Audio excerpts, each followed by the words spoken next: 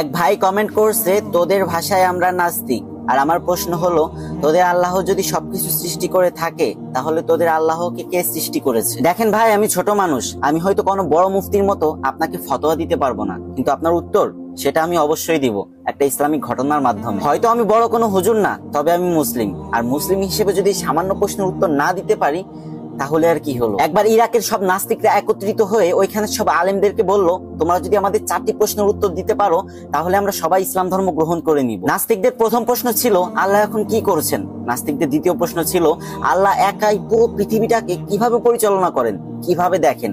একা কি পৃথিবীকে পরিচালনা করা সম্ভব? নাস্তিকদের তৃতীয় প্রশ্ন ছিল, তোমাদের নবী মুহাম্মদ আকাশের কোন দরজা দিয়ে আল্লাহর সাথে সাক্ষাৎ করতে গিয়েছিলেন? নাস্তিকদের চতুর্থ প্রশ্ন ছিল, আল্লাহর আগে কে? আল্লাহ যদি সবকিছু সৃষ্টি করে থাকে তাহলে আল্লাহকে কে সৃষ্টি করেছে?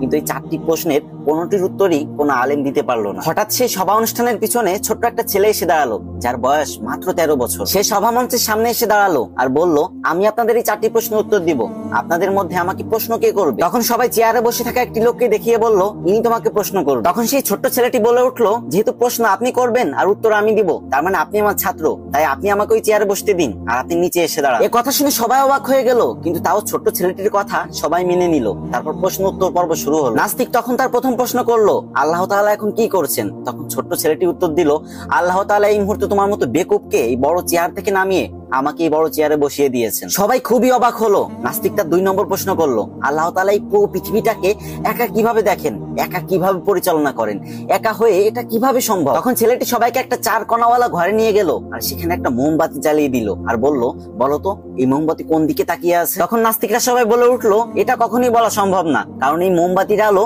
পুরো ঘরে ছড়িয়ে আছে। তখন ছেলেটি বলে উঠলো, আল্লাহ তাআলা ঠিক এভাবেই তার নূর আর রহমত দিয়ে পুরো পৃথিবীটাকে ঘিরে রেখেছে, এভাবেই সে পুরো দুনিয়াটাকে পরিচালনা করে। সবাই হতভম্ব হয়ে গেল। নাস্তিকদের 3 নম্বর প্রশ্ন ছিল, তোমাদের নবী মুহাম্মদ আকাশের কোন দরজা দিয়ে আল্লাহর সাথে সাক্ষাৎ করতে গিয়েছিলেন? তখন সেই ছেলেটি হাতে একটা ডিম নিয়ে বলল, এই ডিম থেকে 22-23 দিন পরে বাচ্চা ফুটে বের হবে, এবার তোমরা বলো তো বাচ্চাটা ঠিক কোন দিক দিয়ে বের হবে? নাস্তিকরা বলল, ঠোঁট দিয়ে ডিম ফুটো করে বাচ্চা বের হবে। তখন ছেলেটি বলল, ঠিক কোন দিক দিয়ে বের হবে? তখন নাস্তিকরা বলল, এর উত্তর আমাদের জানা। তখন ছেলেটি বলল, ঠিক তেমনি আল্লাহ তাআলা তার রাসূলকে, তার বন্ধুকে আকাশের কোন দরজা দিয়ে মিরাজে নেবেন, এটা একান্ত আল্লাহ তাআলার ব্যক্তিগত কাজ, এটা তোমার আমার কাজ না, তোমার আমার জানার বিষয় না। নাস্তিকদের 4 নম্বর প্রশ্ন ছিল, আল্লাহ তাআলার আগে কে? সবারই তো সৃষ্টিকর্তা আছে, তাহলে আল্লাহ তাআলাকে কে সৃষ্টি করেছে? তখন ছেলেটি উত্তর দিল, তোমাদের মধ্যে ভালো অঙ্ক কে করতে পারে? তখন একজন ব্যক্তি হাত তুললো। তখন ছেলেটি বলল, তুমি 1 থেকে গুনতে শুরু করো। আর লোকটি 1 থেকে গুনতে শুরু করলো, 1 2 3 4 5 6 7 8 9 10। তখন ছেলেটি বলল, এবার তুমি থামো, এবার তুমি 10 থেকে উল্টা গুনতে শুরু করো। তখন লোকটি 10 থেকে উল্টা গুনতে শুরু করলো, 10 9 8 7 6 5 4 3 2 1। তারপর লোকটি একা একাই থেমে গেল। তখন ছেলেটি বলল, তুমি থামলে কেন? তোমাকে তো আমি থামতে বলিনি। তখন লোকটি বলে উঠলো, এর আগে তো আর কিছুই নেই। তখন ছেলেটি বলল, আল্লাহর আগেও কিছুই নেই, সামান্য একটা সংখ্যার আগে কি আছে এটাই যদি তুমি বের না করতে পারো, তাহলে সেই মহান সত্তা আল্লাহর আগে কি আছে এটা তুমি কি করে বের করবে? ওই জ্ঞান আল্লাহ তাআলা তোমার মাথায় দেয়নি। আর সেই 13 বছরের ছোট্ট ছেলেটা আর কেউ না, ইমাম আবু হানিফা রাহমাতুল্লাহি আলাইহি। আর যে ভাই কমেন্ট করছেন, আশা করি আপনি আপনার উত্তর পেয়েছেন। আল্লাহ তাআলা আমাদেরকে এই সব উদ্ভট চিন্তা থেকে দূরে রেখে তার প্রতি সঠিক ঈমান আনার তৌফিক দান করুন। আর যে ভাইটা কমেন্ট করছে, আল্লাহ তাআলা তাকেও হিদায়াত দান করুক, আল্লাহকে চিনার তৌফিক দান করুক। সবাই একবার বলি আমিন।